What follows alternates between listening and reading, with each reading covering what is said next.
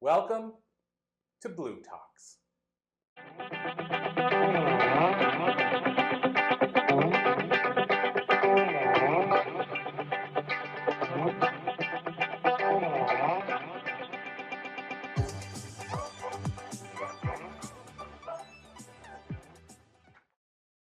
Did you know that 1 in 4 people, one person who's an alcoholic or addict, affects 4 people on average? That's a lot of people they affect. And also, did you know that 10% of the workforce has a substance dependency issue?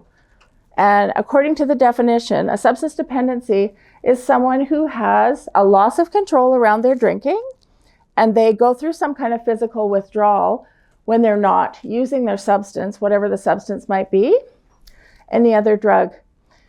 And then we have 10% of the population at work, another 10% who are alcohol abusers.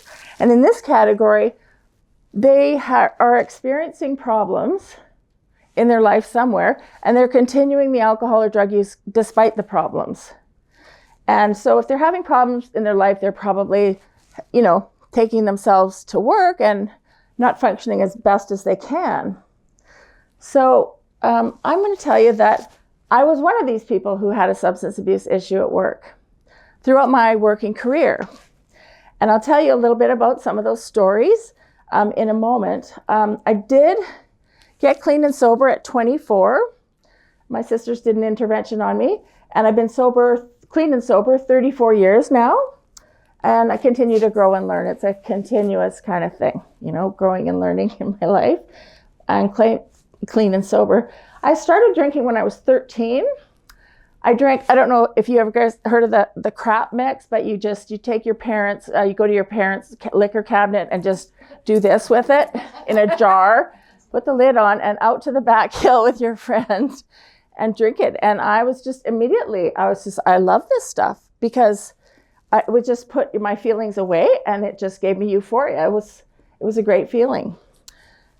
And so I became actually an alcoholic like at 13. I drank like that. It can happen to teenagers and young people. I drank like that always when I drank after that. So I'm wondering if you wonder why alcoholism is not being addressed right now in the workplace. And it's because there's so much stigma about it. And what stigma is a lack of understanding and a negative viewpoint of something, right? It's disgusting, unlikable, unlovable, whatever. It's a terrible thing. So actually, we want to go back a little bit in history that happened around the 1600s. There was actually bloodletting. Well, actually, before that, the Egyptians did it like 3,000 years ago. So they thought by draining some of your blood, you would lose the affliction. That didn't work. They also thought that at some time in the same timeline that you were possessed by evil demons, and so the priests came along to exorcise them out of you.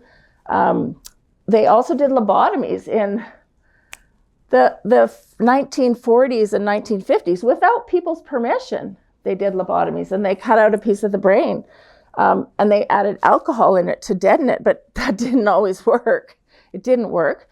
So they stopped doing that, and then antidepressants came around after that. So that's, and in the 1700s, they also shackled people to walls in dungeons, They didn't torture them, but they shackled them nonetheless to walls. So there's a huge lack of understanding of mental health and addiction, and a lot of stigma around it.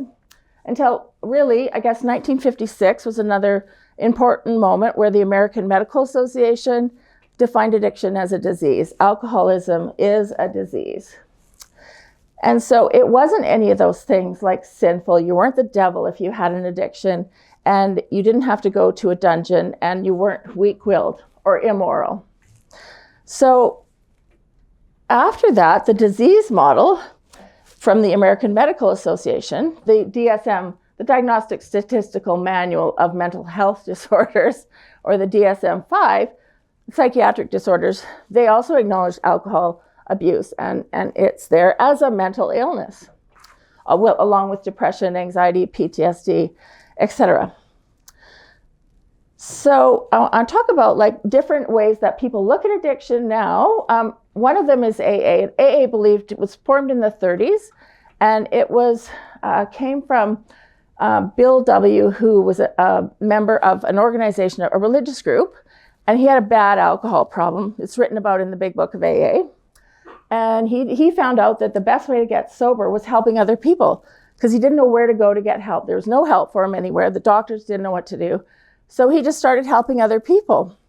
And as he did that, the society grew and people started to get sober. He was part of a spiritual community before that, and he brought God into the picture. And the steps are about turning your will and actually asking God for help, right? Around your life, will and life. And so he actually, people are very successful in that way, because I think in my practice I've seen when somebody believes in a higher power or a force that loves them and wants the best for them, they have another like sort of set of friends or, angels, what have you, that gives them power.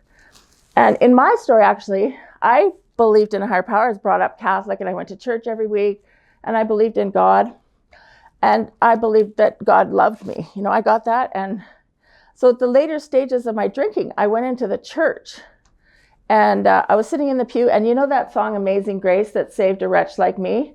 I was a wretch. I just felt like a wretch in church, and I don't even know what I said to God. I didn't say help me. I was just like holy, I'm not going to drop an F-bomb or anything, but I'm in rough shape, dude. And he moved in my life. I believe that God moves in our life. And that's when my sisters did the intervention. And that happened after a series of wake-up calls in my drinking. So, there's a period of change before people have to get it. Like alcoholism can be defined with denial is very common in alcoholism, which is a psychic defense against pain. So we don't want to acknowledge we have a problem, right? That makes sense. And also it comes from trauma. So when a person has trauma, like I had some, and actually Terence Gorski, who's a researcher in the addiction field, he's an expert on relapse prevention, said that 70-80% of families are dysfunctional. So in some way. So there's, we're all in it together. So back to the family and trauma. So when I experienced trauma, I experienced abuse throughout my life, and so did my dad. He came from trauma. He went through the World War II as a kid without his dad and his mom, and they hit his brother, and the Germans were on the street. He was in Holland, and it was a terrifying time for him. And he grew up terrified from his dad too. But anyway, so this trauma gets passed on generationally. So I grew up subject to that. And that's why when I hit 13, I was like, this is great. I'm away from all that. And so it's like Gabor Mate says, when you have pain and trauma, it's like it comes to the surface, feeling like shame, not good about yourself, whatever, fear, whatever we have, thinking about thoughts about what people are thinking about us, whatever. And then we use something to put the pain down and obliviate it and go to oblivion. And that's why people escape with drugs or alcohol or other things, their reality.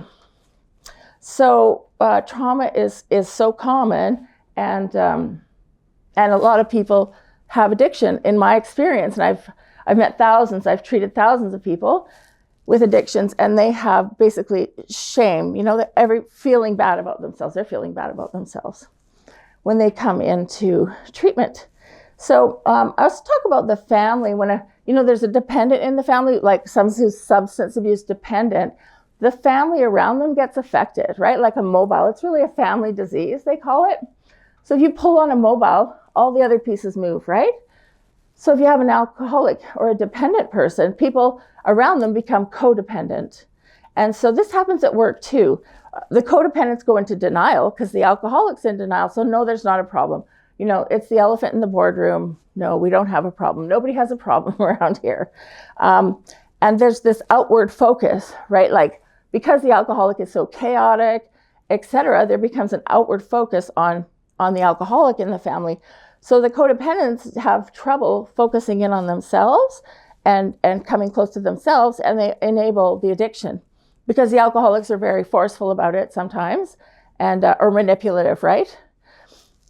To keep things the way they are, or they split from their family and they go isolate a little bit. So back to where I was about the causes, etc., about addiction.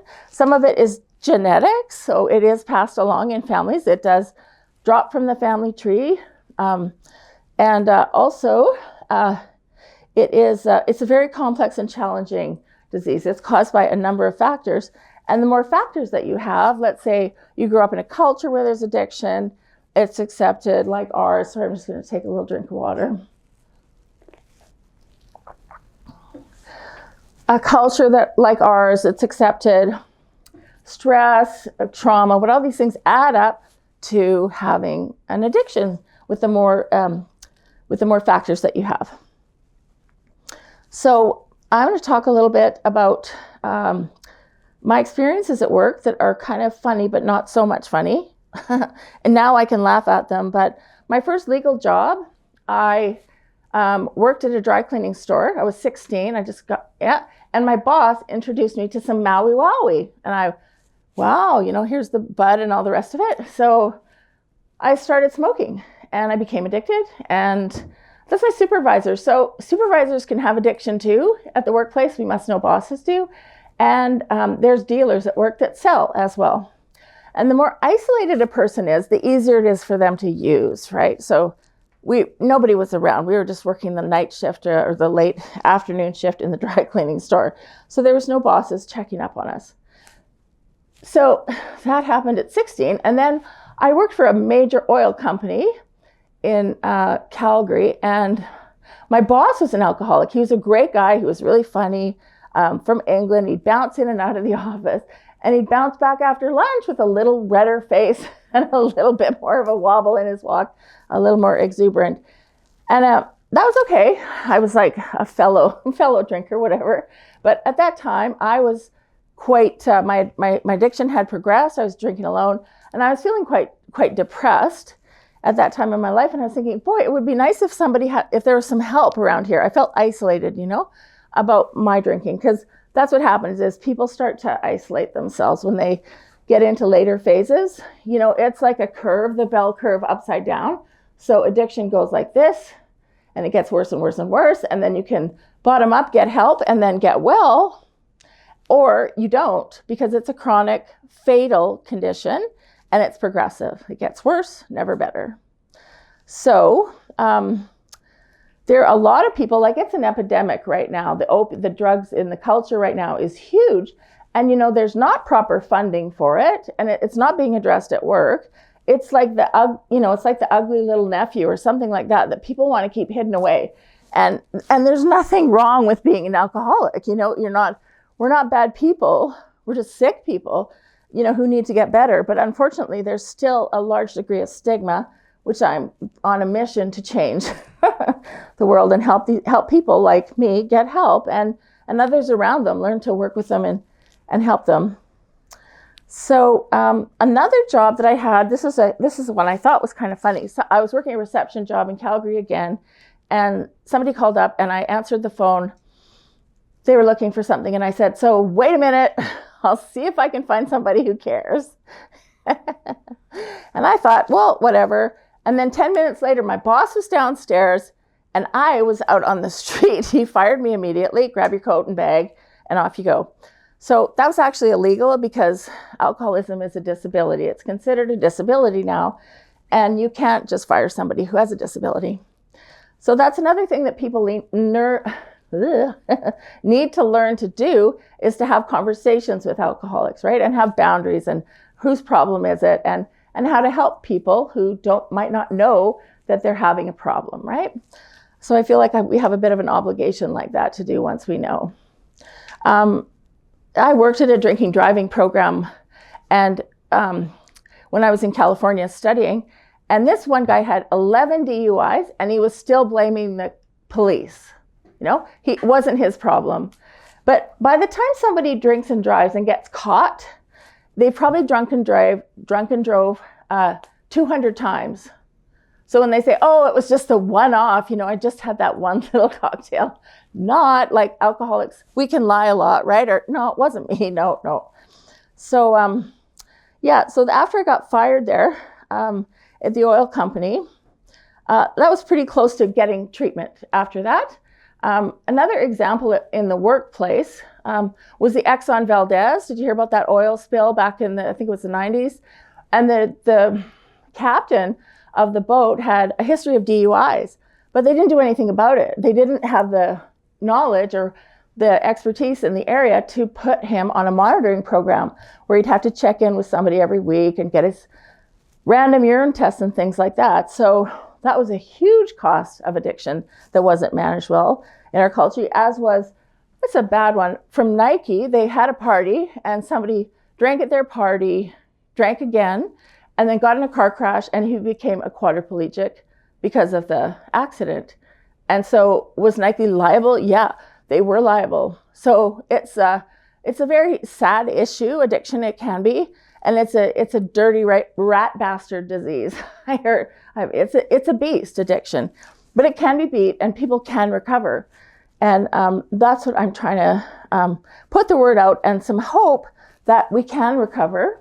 And I hope that maybe at your workplace, or if there's somebody you know, you might feel like you might able to ask about that or what the policy is, or just become a little bit more comfortable with it and familiar and with the issue. And I'm totally here to help anybody who needs any help or wants to talk after. And I guess you can find me at ginavanderham.com, and I'm on social media.